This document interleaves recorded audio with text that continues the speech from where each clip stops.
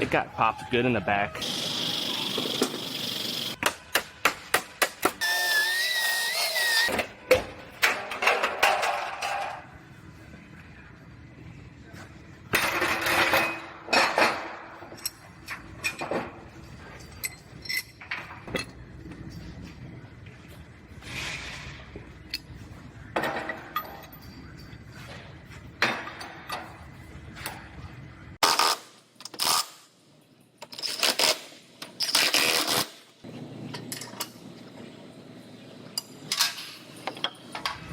I have a Ford Explorer here. This one I just got in clamps up on the frame rack.